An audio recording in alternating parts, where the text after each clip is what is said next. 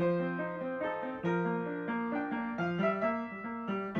this video, we are going to talk about adjusting the tension for your yarn on the Dina Beans 2.0 sock machine.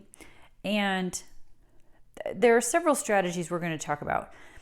First, I want to talk about adjusting the cams.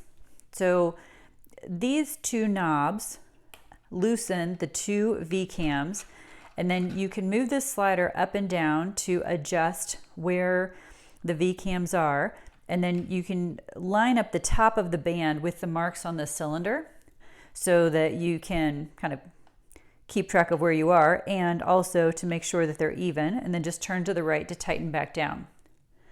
Most cylinders have a happy place where they like to knit best, and you can usually go maybe one notch different than that, but they really like to be at one particular place. And there's a chart on dinabean.com on the cylinders and needles page that you can download that shows, at least for the fingering weight sock yarn that we were testing with, really shows exactly where that happy spot is. So it might be that once you find where that is for your particular yarn, if you're not getting exactly the gauge that you wanted, there are a couple things you can try. One is you can try going to a heavier weight. As a general rule, I find that with the 2.0 machine, it is happier using a little bit heavier weight. So if I mainly used the medium weight before, I mainly use the heavy weight now. And sometimes if I'm really trying to get just the right tension, I'll actually do the heavy weight, and I'll put one of the little tiny weights on top of it as well. If you're not able to adjust it with weight, then your next step is to maybe try going up or down a cylinder size. Before I start any project, I do like to test the tension and really dial it into the sweet spot for that particular yarn. So to do that, you want to start with the cams at a pretty low tension. It is easier to make it tighter than it is to make it looser. In fact, once the tension gets particularly tight, it's almost impossible to really loosen it back up again without just taking the project off and starting over. So start with the V cams at a lower height, and then crank a number of rows, and keep an eye on your stitches. So here, these are very happy stitches. You really want the stitch to be coming off the kind of sitting right at the back of the shelf. So this could be even a little bit looser potentially. And to do that, right now I have my medium weight in, so I could actually try adding my heavier weight and then going again for a few more rows. So that's still a pretty nice tension. I could then, if I wanted to, I'm kind of trying to test for my project to see, for example, if my sock, what the diameter would be. I could set my row counter, crank 50 rows, and then I would add my stitch markers. So you could put in, it doesn't matter where, just put in 2 stitch markers. I usually do them across from each other. And that's how I would mark that I was having a tension change. So again, I would not really test with this little bit of tension. With this little bit of stitching. I would normally do like 50 rows at one amount of tension, and then I would adjust my V cams up and then go another 50 rows.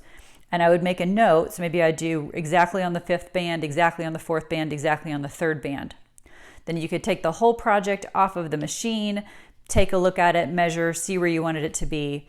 And then I always do one final swatch. Here's an example. I always do one final 50 row swatch, particularly before a sock, that I take off of the machine, measure, make sure everything's set up exactly like I wanted it to be. And then you can just wind that back on your cone and you're ready to start your knitting. One thing to keep in mind is as you're dialing in your exact tension, a little adjustment to the V cams goes a very long ways. If you're having trouble, there are a couple of things you can try. So the first is you want to regularly use lubricant. You can just spray all in and around the cams, and then also on this little flipper cam, reach your finger underneath and pull up the flipper so that then you can tuck the little spray nozzle for your lubricant. You can tuck it down in there to spray. You can also, if it's too tight, you'll know if it's too tight if the stitches start rising up on the needles.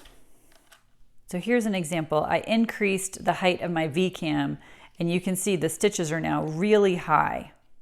I'll show you from this other angle as well. You can see here, the stitches are not sitting down on the cylinder. They're really rising up.